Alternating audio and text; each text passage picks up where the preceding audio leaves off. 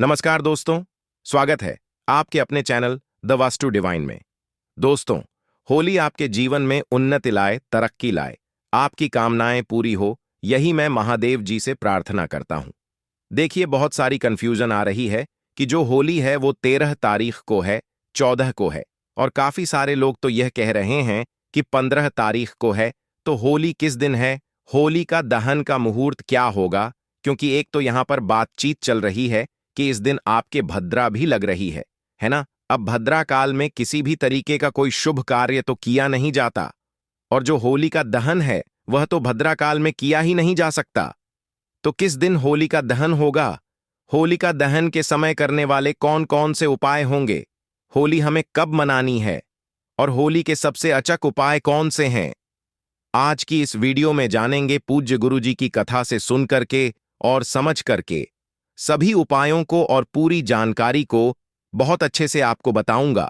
परंतु उससे पहले आप सबसे एक छोटी सी प्रार्थना, जो लोग पहली बार आए हैं, चैनल को सब्सक्राइब जरूर कीजिएगा और वीडियो को लाइक करके देवा आदिदेव महादेव का कोई सा भी प्यारा नाम कमेंट बॉक्स में लिखना मत भूलिए। देखिए, ये जो होली का त्योहार होता है ना, ये किस दिन मनाया जाता है इस चीज का पहले तो ध्यान रखना कि यह हमेशा फागुन मास के बाद में जो प्रतिपदा तिथि आती है, पूर्णिमा के अगले दिन, उस दिन होली मनाई जाती है। और 2025 में अगर होली और होली का दहन का मुहूर्त के बारे में बात करें, है ना, तो वो किस दिन किया जाएगा, वो चीज ध्यान से सुनिए। अगर आपने पंचांग देखा हो, 13 तारीख का है ना, और जो होली का दहन होता है वो पूर्णिमा के दिन होता है। यह भी आपको पता है। पूर्णिमा की रात्रि को तो ध्यान से देखो। अगर हम लोग शुक्ल पक्ष की ये जो पूर्णिमा देख रहे हैं, ये 13 तारीख को सुबह 10:36 से स्टार्ट हो रही है और 14 तारीख के कब तक है? दिन के 12:24 तक है ना? अब पूर्णिमा की रात्रि किस दिन की रात्रि मानी जाएगी? जो 13 तारीख की रात्रि होती है ना, यही पूर्णिमा के दिन की रात्रि मानी जाएगी। ठीक है। तो यहां पर जो पूर्व फाल्गुनी वाला जो आ रहा है, वह मुहूर्त निकल रहा है 13 तारीख का, और इसी दिन आपका होली का दहन होगा, होलाष्टक भी होगा, समाप्त होगा। इस दिन सत्य व्रत भी इसी दिन है और पूर्णिमा व्रत भी आपका 13 तारीख को ही माना जाएगा। 14 तारीख को देखा जाए तो 14 तारीख को जो शुक्ल पक्ष की प्रतिपदा है वो कब लग रही है, तो वो ध्यान से देखो। 14 तारीख को 12:02, जो दिन का 12:02 है दोपहर का, उसके बाद से लेकर के मार्च के 2:03 पर। अब काफी सारे लोग क्या कहते हैं, भैया उदया तिथि के अनुसार अगर देखा जाए तो 14 तारीख को ही क्या मनाया जाएगा, मतलब 15 तारीख को क्या मनाई जानी चाहिए होली। लेकिन ऐसा नहीं होता है। पूर्णिमा के जस्ट बाद ही होली का जो दिन होता है वह शुरू हो जाता है, जो कि 12:02 के बाद में 14 तारीख से हो रहा है। तो जो होली होगी वो 14 तारीख को खेली जाएगी। रंगों वाली जो होली हम लोग कहते हैं, काफी सारे लोगों को यहां पर कंफ्यूजन आ रही थी कि जो 2025 की होली है वो कब खेली जाएगी। 14 मार्च को खेली जाएगी।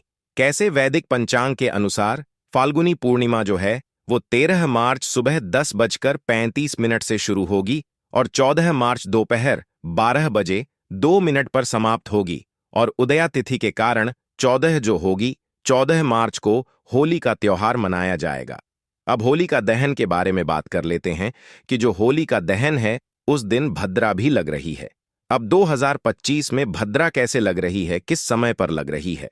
तो होली का दहन किस समय पर होगा? जिस समय पर हमें होलिका दहन वाले उपाय करने हैं, जिनके बारे में आज आगे वीडियो में जानेंगे। तो पंचांग के अनुसार अगर देखा जाए, हिंदू पंचांग के अनुसार, तो जो होलिका दहन है वह 13 मार्च गुरुवार के दिन होगा। और होलिका दहन के लिए जो सबसे जरूरी है, फागुन शुक्ल पूर्णिमा, जो कि तिथि 13 मार्च को सुबह 10:03 से शुरू हो रही है और 14 मार्च शुक्रवार को दोपहर 12:02 तक रहने वाली है। तो जो होली का दहन है वहां पर इसी समय से, जो यह 13 मार्च को पूर्णिमा स्टार्ट हो रही है ना, उसी समय से क्या हो रहा है, भद्रा का भी समय स्टार्ट हो रहा है ना। और जो भद्रा है वह सुबह तक चलने वाली है। तो इस चीज को लेकर के कि भैया होली का दहन किस समय पर होगा, तो वह क्या होगा, ध्यान से सुनिए। जो भद्रा है वह 13 मार्च को सुबह 10:36 से लेकर के रात्रि के 11:27 तक रहने वाली है, 13 मार्च को। ठीक है। और तर्क यह भी है कि 13 मार्च को प्रदोष काल में भद्रा होने से होलिका दहन नहीं हो सकता। ठीक तो जो होलाष्टक होगा, होली का दहन के बाद खत्म माना जाता है। लेकिन यह इस बार ऐसा हो रहा है कि दूसरे दिन 12:02 के बाद में यह खत्म हो जाएगा। तो रात्रि के समय तो हम लोग 14 तारीख को तो होली का यन कर नहीं सकते हैं, और इसी वजह से जो पूर्णिमा का व्रत है वह 14 मार्च को होगा, यानी कि व्रत आप उस दिन रखते हो और इसी दिन लंडी भी मनाई जाएगी। और लेकिन जो होली का दहन होगा वह 13 मार्च को देर रात्रि को होगा। उसका शुभ मुहूर्त क्या है?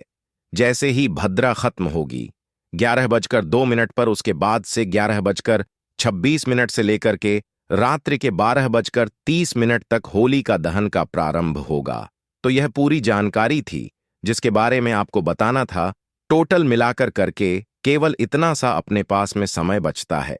11:26 से लेकर के 12:30 तक होली का दहन का प्रारंभ हो। तरीके से एक लोहे की कील लेना और जिस जगह पर भी होली का दहन हो रहा है उसके नीचे जाकर के इस कील को या फिर उस टुकड़े को गाड़ देना। अगर पहले से ही लगा हुआ है तो थोड़ा सा कैसे भी करके इसके नीचे उस चीज को रख देना। ठीक है, जब रात्रि के समय यह होली का दहन होगा, जल जाएगी, है ना? उसके दूसरे दिन आपको वापस उसी स्थान पर जाना है और उस टुकड़े को उठा करके अपने साथ लेकर के आ जाना है। जो भी आपने लोहे का, चांदी का, सोने का रखा है लेकर के आना और लेकर के आकर किसी भी सुनार के पास जाकर के उसकी एक अंगूठी बनवा लेना। कुछ इस तरीके से, ठीक है ना, बनवा लोगे। और यह अंगूठी जो बनवाओ होली का दहन के बाद में जो भी शुक्रवार का दिन पड़े, कब शुक्रवार का दिन पड़े, मान लक्ष्मी का दिन पड़े, उस शुक्रवार के दिन इसे दूध और केसर के अंदर भिगो करके, है ना, मतलब उसके अंदर साफ करके, पवित्र करके, और इसका लक्ष्मी जी का जो भी मंत्र आपको आता है 108 बार उस मंत्र का स्मरण करके इस अंगूठी को पहन लेना। गुरुदेव ने कहा आपके पास कभी भी धन की कमी नहीं होगी, महाराज आपके ऊपर कभी कर्ज नहीं बढ़ सकता। बहुत अद्भुत और अचक उपाय है, जरूर कीजिएगा। जो दूसरा उपाय गुरुदेव ने बताया था ना, ये घर की सुख शांति समृद्धि के लिए था, ये सबसे अचूक उपाय है। आपको इसके लिए क्या चाहिए? होंगे 7 पान के पत्ते। इस तरीके के 7 पान के पत्ते आपको लेना है, ठीक है ना?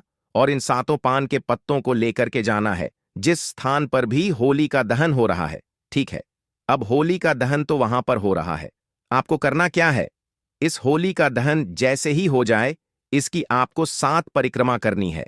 घड़ी की सुई की दिशा में एक परिक्रमा खत्म हो, एक पत्ता इसके अंदर डाल देना है घर की सुख शांति समृद्धि के लिए। फिर दूसरी परिक्रमा खत्म हो, दूसरा पत्ता डाल देना, तीसरा पत्ता डाल देना, चौथा पत्ता डाल देना। ऐसे 7 परिक्रमा आपको करनी है और सातों के सातों पत्ते इसके अंदर जिस घर का कोई भी एक व्यक्ति कर देता है, उस घर में सदैव सुख शांति समृद्धि और धन संपदा की वृद्धि होती है। तीसरा वाला जो उपाय बताया था, जिसके इसके लिए सबसे खास उपाय आप सभी को पता है कि मां लक्ष्मी जी को नारियल जो श्रीफल होता है वो बहुत ज्यादा पसंद है। लेकिन यहां पर जो श्रीफल चाहिए आपको वो किस तरीके का चाहिए? एकाक्षी नारियल। मैं यहां लिख देता हूं, एकाक्षी नारियल चाहिए, ठीक है ना? इस तरीके का जिसकी एक आंख होती है, और इसी के साथ में आपको लेने होंगे यहां पर कितने? 11 पत्ते आपको लेने हैं, ठीक है ना? कितने पत्ते लेने हैं? 11 पत्ते लेने हैं। और साथ ही साथ आपको लेनी होगी एक सुपारी। ले लिया, इन सभी को लेकर के आपको जहां पर भी होली का दहन हो रहा है उस स्थान पर पहुंचना है। उस स्थान पर पहुंच करके सबसे पहले जैसे ही होली का दहन हो जाएगा, जो आपने एक नारियल लिया है ना, अपने धन संपदा की, घर के अंदर कर्ज को खत्म करने की, मां लक्ष्मी जी का एक अंश अपने घर में विराजमान करने की कामना करके सबसे पहले श्रीफल इस अग्नि के अंदर आपको समर्पित करना है।